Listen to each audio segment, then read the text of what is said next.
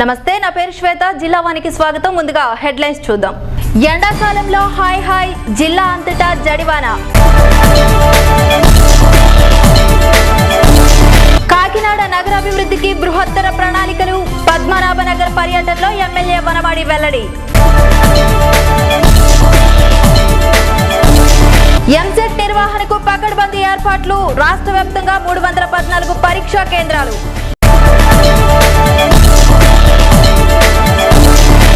ఎస్ఎన్వరంలో దేదీప్యమానం చేస్తున్న శ్రీవారి కళ్యాణోత్సవాలు. శోభయాత్రలో మార్మోగిన గోవింద నామస్మరణ.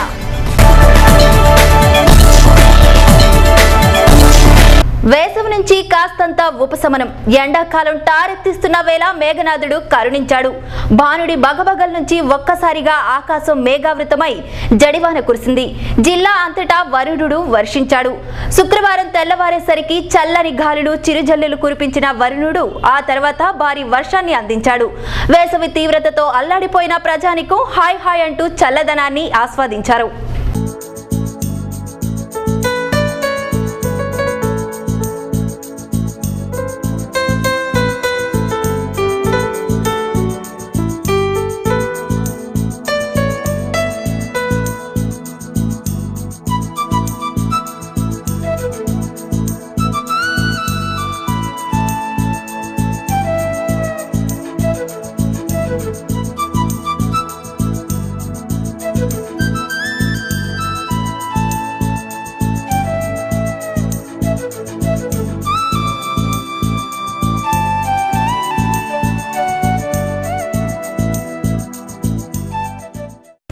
కాకినాడ నగరాభివృద్ధికి సమగ్ర ప్రణాళికలను రూపొందిస్తున్నామని చెప్పారు సిటీ ఎమ్మెల్యే వనమాడి కొండబాబు. ముఖ్యంగా నగర శివారు ప్రాంతాల అభివృద్ధిపై ప్రత్యేక దృష్టి పెట్టామని ఆయన పద్మనాభనగర్ ఏరియా పర్యటనలో ఈ విషయాన్ని వెల్లడించారు. ప్రాంత సమస్యలపై స్థానికులతో చర్చించిన ఎమ్మెల్యే త్రాగునీటి కడగండ్లు తీరుస్తామన్నారు. 24వ డివిజన్లో మంచినీటి ట్యాంకును ఆయన ప్రారంభించారు. అనంతరం రోడ్డు ప్రమాదంలో గాయపడిన పార్టీ కార్యకర్తను పరామర్శించారు. కార్యక్రమంలో మేడిశెట్టి చిన్ని, రత్నాజీ, రాజేష్ తదితరులు పాల్గొన్నారు. పద్మనాభనగర్ కానీ అనేక ప్రాంతాల్లో దూర ప్రాంతాలు ఇవన్నీ కూడా పట్టణానికి ఈ దూర ప్రాంతాల్లో సరిగ్గా డ్రింకింగ్ వాటర్ రాకపోవడం చాలా ప్రాబ్లం ఉంది. ఇలాంటి ప్రాంతాల్లో వాడకానికి కూడా బోర్లు వేసి ఆ బోర్లు కూడా వాడుకునే విధంగా ఈరోజు కార్యక్రమం చేపట్టడం జరిగింది. అదే కాకుండా ఈ ప్రాంతంలో 8:30 నుంచి 10 గంటల వరకు కూడా మళ్ళీ కుళాయి నీళ్ళు వచ్చేలా కూడా టైమింగ్ సెట్ చేయడం జరిగింది. ఇవన్నీ కూడా దీర్ఘకాలిక సమస్యలన్నీ కూడా ఈ సమస్యలన్నీ కూడా దూర ప్రాంతాలు ఏవైతే ఉన్నాయో అన్నీ కూడా పరిష్కారం చేయడం కోసం ఈరోజు వాటర్ హౌస్ డిఈ గారికి ప్రత్యేకంగా కొంత శ్రద్ధ కేటాయించమని కూడా కొన్ని ఇన్స్ట్రక్షన్స్ ఇవ్వడం జరిగింది. వారు కూడా ఈరోజు ఎప్పుడు చేయని విధంగా అన్ని ప్రాంతాలు తిరిగి ఈరోజు ప్రాంత ప్రజలకి ఎప్పటికప్పుడు నీళ్లు అందించేలాగా చర్యలు చేపట్టడం జరిగింది. నేను మనస్ఫూర్తిగా ఇటువంటి అధికారులు అభినందిస్తున్నాను కూడా సందర్భంగా తెలియజేస్తున్నాను. అదేవిధంగా భవిష్యత్తులో మన కాకినాడ నగరానికి డ్రింకింగ్ వాటర్ ప్రాబ్లం లేకుండా ప్రణాళికలు సిద్ధం చేసేప్పటికీ కానీ టైం పడుతుంది. ఇంకా కూడా ఏదైనప్పుడు కూడా ఈ కాకినాడ ప్రజలకి పూర్తి స్థాయిలో మంచినీళ్ళు అందే విధంగా అదేవిధంగా అనేక సమస్యలు దీర్ఘకాలిక సమస్యలను పరిష్కారం చేయడం కోసం నిరంతరం శ్రమిస్తూనే ఉన్నాం. ఆ శ్రమగా భవిష్యత్తులో ప్రజలందరికీ మంచి జరుగుతుందని సందర్భంగా తెలియజేస్తాం. రాష్ట్ర వ్యాప్తంగా మే 8న జరగబోవు ఎంసెట్ ను సమర్థవంతంగా నిర్వహించేందుకు పకడ్బందీ ఏర్పాట్లు చేసినట్లు ఎంసెట్ కన్వీనర్ సిహెచ్ సాయిబాబు చెప్పారు. జిల్లావాణి బులెటిన్ ను స్వాగతించిన ఆయన సమగ్ర వార్తా కథనాలను ఆకాంక్షించారు. ఈ ఏడాది జరిగే పరీక్షలకు హాజరయ్యే 2,55,000 మంది విద్యార్థులకు 314 పరీక్షా కేంద్రాలను ఏర్పాటు చేశామన్నారు. జిల్లావాణి ప్రేక్షకులకు జేఎన్టీయూ కాకినాడ తరపున ఎంసెట్ తరపున నా శుభాభినందనలు తెలియజేస్తున్నాను. ఏపీ ఎంసెట్ తరపున అత్యంత ప్రతిష్టాత్మకంగా నిర్వహిస్తున్నాం. సో జేఎన్టీయూ కాకినాడకి ఈ బాధ్యతను అప్పచెప్పారు. సో ఈ బాధ్యతను చేసిన దగ్గర నుంచి కూడా ఈసారి సమయం తక్కువ ఉన్నా సరే సో అన్ని వర్గాల మేధావుల సలహాలు తీసుకొని స్టేట్ కౌన్సిల్ చైర్మన్ గారు, అట్లానే మంత్రివర్యులు గంటా శ్రీనివాసరావు గారు, అట్లానే సెక్రటరీ హైర్ ఎడ్యుకేషన్ వీళ్ళ డైరెక్షన్ ఎప్పటికప్పుడు ఫాలో అవుతా సో క్వశ్చన్ పేపర్ సెట్ అయిన దగ్గర నుంచి మిగిలిన ఏవైతే కాన్ఫిడెన్షియల్ మ్యాటర్స్ ఉన్నాయో ఎటువంటి ఆస్కారానికి తావు ఇవ్వకుండా అత్యంత పకడ్బందీగా నిర్వహిస్తున్నాము. మేము ఊహించిన దానికంటే మేము 2 లక్షల అప్లికేషన్స్ అనుకుంటే ఊహించిన దానికంటే 55,000 అంటే అత్యధికంగా 2,55,000 అప్లికేషన్స్ వచ్చాయి. ఈ ఎగ్జామ్ 25 రీజనల్ సెంటర్స్లో మే 8న జరుపుతూ ఉన్నాం. Engineering exam morning 10 to 1, medicine exam 2:30 to 5:30 నిర్వహిస్తున్నాం. సో మన స్టూడెంట్ సౌకర్యార్థం హైదరాబాద్లో కూడా రీజనల్ సెంటర్స్ ఏర్పాటు చేయడం జరిగింది. దాదాపు 39 సెంటర్స్లో 22,000 మంది స్టూడెంట్స్ అక్కడ ఎగ్జామ్ అపేర్ అవుతూ ఉన్నారు. దీనికి సంబంధించిన ప్రిలిమినరీ కీ 10వ తారీఖు రిలీజ్ చేస్తాం. సో ఇంటర్మీడియట్ రిజల్ట్స్ మంత్రివర్యులు చెప్పినట్టు 28వ తారీఖు రిలీజ్ అవుతాయి. కాబట్టి ఇందులో ఇంటర్ మార్కులకు కూడా వెయిటేజ్ ఉంది కాబట్టి 2 మార్కులు వెయిటేజ్ కలుపుకొని 27వ తారీఖు ర్యాంకులు రిలీజ్ చేయడానికి మేము అన్ని ఏర్పాట్లు చేస్తున్నాం. సో యాజ్ పర్ షెడ్యూల్ 26వ తారీఖు అంతా కూడా ర్యాంకులు ఇస్తాం. నేను మీ ఛానల్ వారిని కోరేది ఏమంటే, సో స్టూడెంట్ ఎట్టి పరిస్థితిలో 1 మినిట్ లేట్ అయినా సరే ఎగ్జామ్ హాల్లోకి రానివ్వరు. తర్వాత కొన్ని ప్రికాషన్స్ చెప్పాము. హాల్ టికెట్స్ 2 నుంచి 6వ తారీఖు వరకు డౌన్లోడ్ చేసుకోవచ్చు. హాల్ టికెట్స్ మీద ఇన్స్ట్రక్షన్స్ ఉన్నాయి. తర్వాత ఈసారి బబ్లింగ్ అనేది పెన్నుతో చేయాల్సి ఉంటుంది. తుని మండలం ఎస్సన్నవరంలో శ్రీదేవి సమేత శ్రీ ప్రసన్న శ్రీ వెంకటేశ్వర స్వామి ప్రథమ వార్షిక బ్రహ్మోత్సవం కళ్యాణ మహోత్సవాలు ప్రారంభమయ్యాయి. ఈ నెల 29వ తేదీ వరకు జరిగే శ్రీవారి కళ్యాణోత్సవాలు గురువారం శోభయాత్రతో మొదలయ్యాయి. దేవతామూర్తులను గ్రామ పురవీధుల గుండా నగర సంకీర్తన గావించారు. గ్రామమంతా గోవింద నామస్మరణ మారుమోగింది.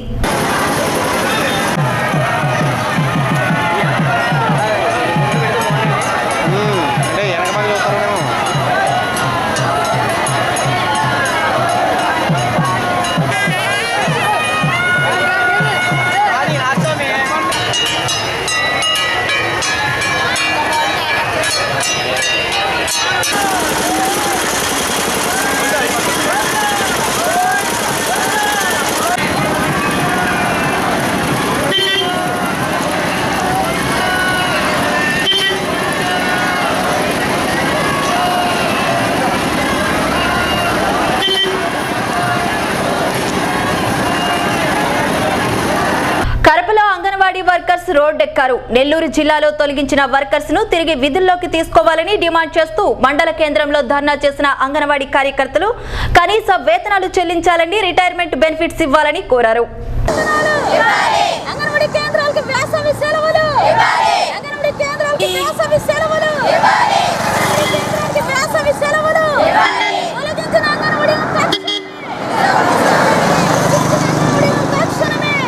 గత నెల మార్చి నెల 8వ తారీఖున నెల్లూరు జిల్లా సీఎం గారు పర్యటన నిమిత్తం వెళ్లారు. మహిళా దినోత్సవం, మహిళా సాధికారతను ప్రభుత్వం చెప్పుకోవడం కోసం ఆ రోజు పెద్ద ఎత్తున కార్యక్రమం చేశారు.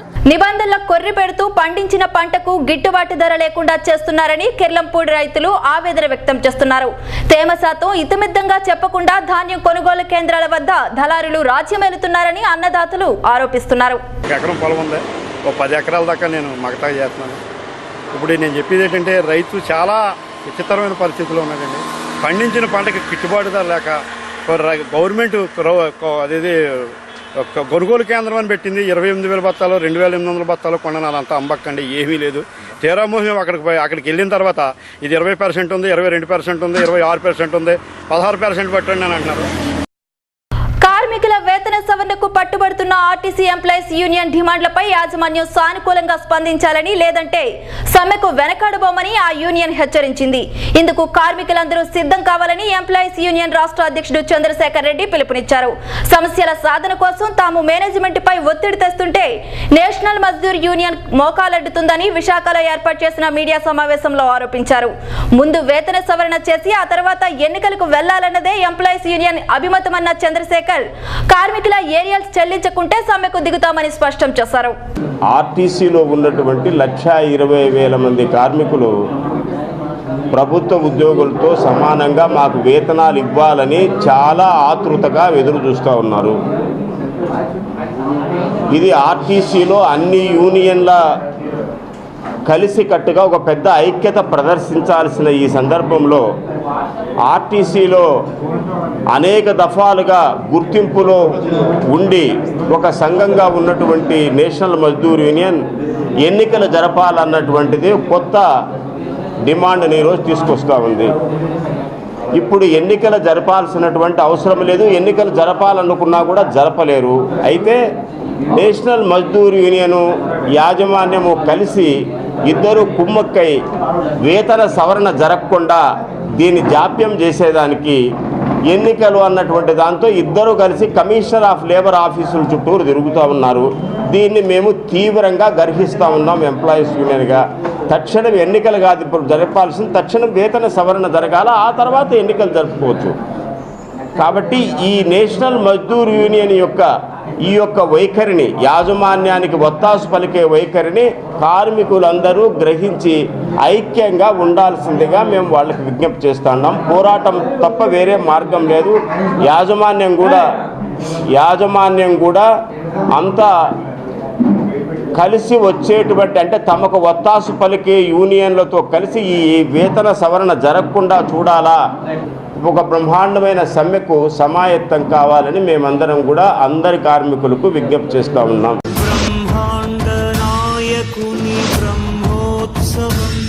జై శ్రీమన్నారాయణ. తుని యేసూరవరం గ్రామంలో వేంచేసి ఉన్న శ్రీదేవి భూదేవి సమేత శ్రీ ప్రసన్న వెంకటేశ్వర స్వామి వారి ప్రథమ వార్షిక బ్రహ్మోత్సవ కళ్యాణ మహోత్సవములు 23/4/2015 గురువారం సాయంత్రం శోభాయాత్రతో ప్రారంభమై 29/4/2015 బుధవారం రాత్రి జరిగే శ్రీ పుష్ప యాగం కార్యక్రమంతో ముగియును. మరియు ప్రతిరోజు స్వామివారి కైంకర్యములతో పాటు సాంస్కృతిక కార్యక్రమాలు, అన్నమాచార్య కీర్తనలతో శ్రీ స్వామివారి యొక్క బ్రహ్మోత్సవాలు అంగరంగ వైభవంగా జరిపించబడును. కావున భక్తులు 50 మంది విచ్చేసి శ్రీవారి తీర్థ ప్రసాదములు స్వీకరించి తరించవలసిందిగా కోరుచున్నాము. ఇట్లు పాత సంచుల వర్తక సంఘం మరియు గ్రామ ప్రజలు. కనీస మద్దతు ధరకు రైతుల నుంచి ధాన్యం కొనుగోలు చేసేందుకు ఏర్పాట్లు చేసిన జాయింట్ కలెక్టర్ ఎన్ సత్యనారాయణ జిల్లా వ్యాప్తంగా 200 కేంద్రాలను నెలకొల్పుతున్నామన్నారు. ఖరీఫ్లో 4.36 లక్షల మెట్రిక్ టన్నుల ధాన్యాన్ని సేకరించగా రబీలో 5 లక్షల మెట్రిక్ టన్నుల వడ్లను కనీస మద్దతు ధరకు కొనుగోలు చేయాలని అధికారులు ఆదేశించారు. దీనిపై కలెక్టరేట్లో వివిధ శాఖల అధికారులతో చేసి సమీక్షించారు. నిర్దేశించిన లక్ష్యాలను అధిగమించాలని జాయింట్ కలెక్టర్ సూచించారు. రబీకి సంబంధించి ధాన్యం కొనుగోలు కేంద్రాలు 200 కేంద్రాలు అనేవి జిల్లా మొత్తం ఏర్పాటు చేసుకుంటున్నాం. దీనిలో ఇప్పటికే మనకి చాలా కొనుగోలు కేంద్రాలు అనేవి ఏర్పాటు చేయడం జరిగింది. దీనిలో 64 కొనుగోలు కేంద్రాలు మహిళా శక్తి సంఘాలు నిర్వహిస్తే 122 సంఘాలు PSCS ద్వారా కొనుగోలు కేంద్రాలు అనేవి చేస్తున్నాం. సో మనం దరిదాపు 5 లక్షల మెట్రిక్ టన్నులు ధాన్యాన్ని కొనుక్కోవడానికి కొనాలని నిశ్చయించున్నాం. దీనిలో కనీస మద్దతు ధర మనకు ఉన్నదాన్ని ఇక్కడ 75 కేజీల బస్తా ఏదైతే ఉందో అవి కామన్ వెరైటీకి వచ్చేసరికి 1,120 రూపాయలు, అదే గ్రేడ్ ఏకి వచ్చేసరికి 1,150 రూపాయలు ఇవ్వడం జరుగుతుంది. ఈ కొనుగోలు కేంద్రాలని రైతులందరినీ వాడుకోమని చెప్పి రిక్వెస్ట్ చేస్తున్నాం. ముఖ్యంగా దళారులకి పంట కోసిన వెంటనే దళారుల ద్వారా లేదంటే ఇంకొక సహకారుల ద్వారా తక్కువ ధరకు అమ్ముకోకుండా ఈ కొనుగోలు కేంద్రాల యొక్క సర్వీసెస్ని ఉపయోగించుకోమని చెప్పేసి జిల్లా యంత్రాంగం, ముఖ్యంగా కలెక్టర్ గారు, తర్వాత అదే రకంగా మన పౌర సరఫరాల శాఖ మేమందరం కూడా కోరుతున్నాం. స్మార్ట్ విలేజ్ గా పిఠాపురం మండలం జమ్ములపల్లి పంచాయతీని దత్తత తీసుకున్న ప్రముఖ పారిశ్రామికవేత్త పిపి రెడ్డి గ్రామంలో 2 కోట్ల రూపాయలతో సోలార్ వీధి దీపాలను ఏర్పాటు చేశారు. ఇక్కడ జరిగిన కార్యక్రమానికి హాజరైన ఎమ్మెల్యే వర్మ రెడ్డి సేవా దృక్పథాన్ని అభినందించారు.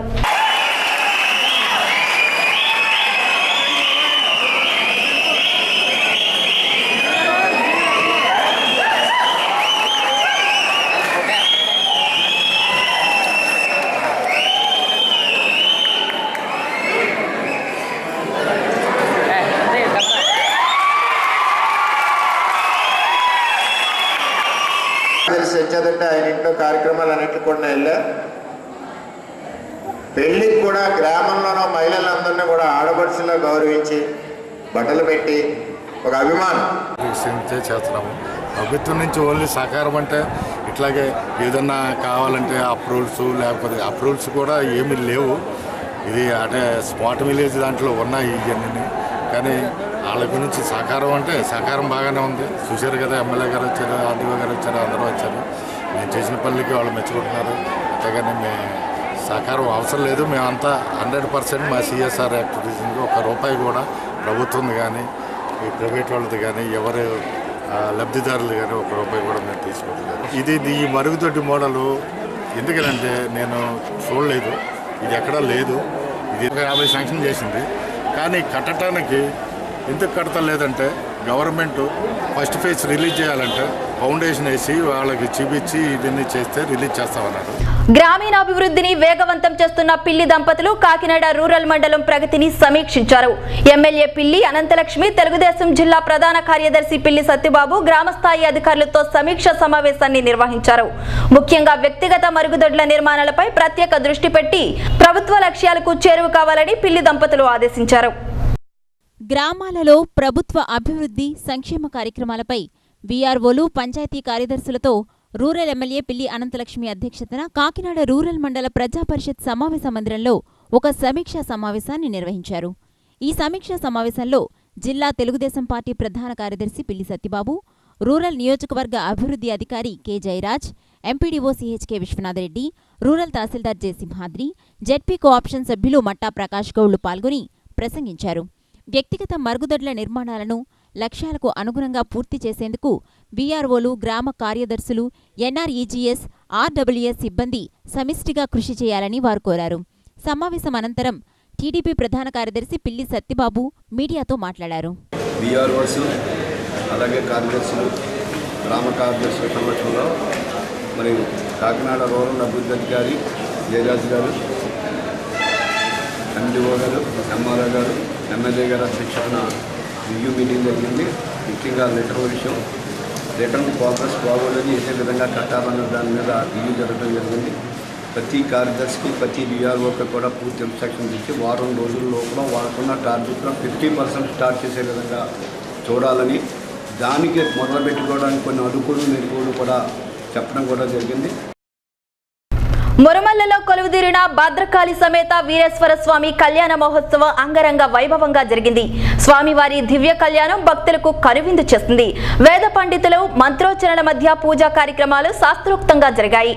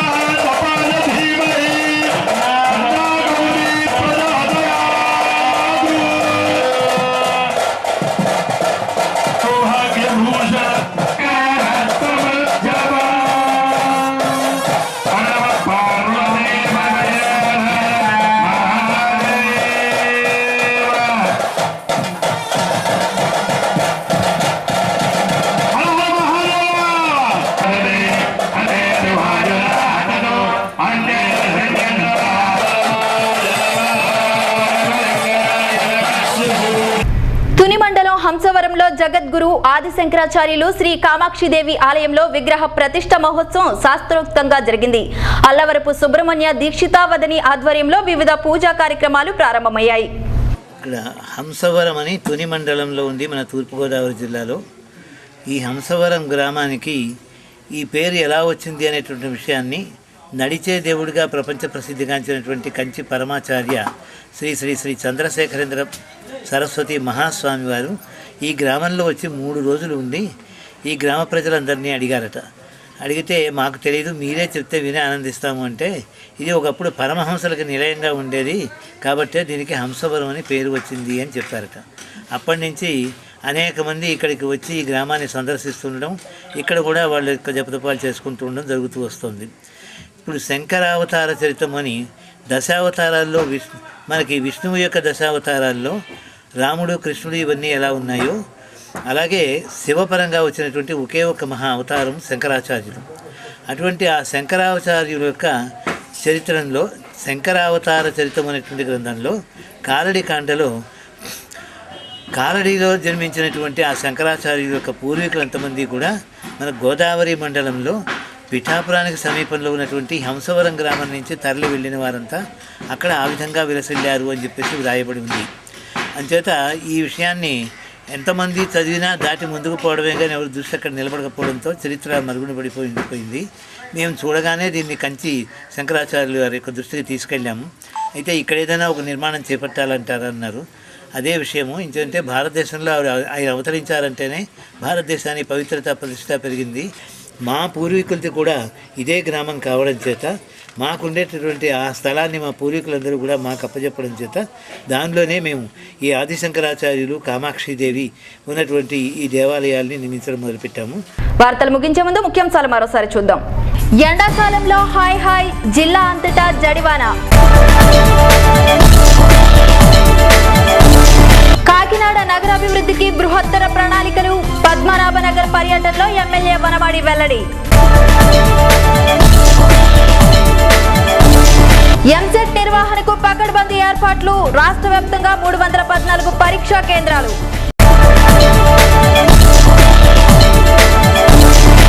ఎస్ఎన్వరంలో దేదీప్యమానం చేస్తున్న శ్రీవారి కళ్యాణోత్సవాలు. శోభయాత్రలో మార్మోగిన గోవింద నామస్మరణ.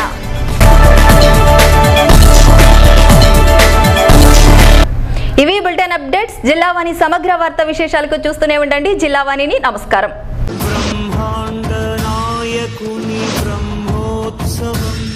జై శ్రీమన్నారాయణ. తుని ఏ సూరవరం గ్రామంలో వేంచేసి ఉన్న శ్రీదేవి భూదేవి సమేత శ్రీ ప్రసన్న వెంకటేశ్వర స్వామి వారి ప్రథమ వార్షిక బ్రహ్మోత్సవ కళ్యాణ మహోత్సవములు 23/4/2015 గురువారం సాయంత్రం శోభాయాత్రతో ప్రారంభమై 29/4/2015 బుధవారం రాత్రి జరిగే శ్రీ పుష్ప యాగం కార్యక్రమంతో ముగియును. మరియు ప్రతిరోజు స్వామివారి కైంకర్యములతో పాటు సాంస్కృతిక కార్యక్రమాలు, అన్నమాచార్య కీర్తనలతో శ్రీ స్వామివారి యొక్క బ్రహ్మోత్సవాలు అంగరంగ వైభవంగా జరిపించబడును. కావున భక్తులు 50 మంది విచ్చేసి శ్రీవారి తీర్థ ప్రసాదములు స్వీకరించి తరించవలసిందిగా కోరుచున్నాము. ఇట్లు పాత సంచుల వర్తక సంఘం మరియు గ్రామ ప్రజలు.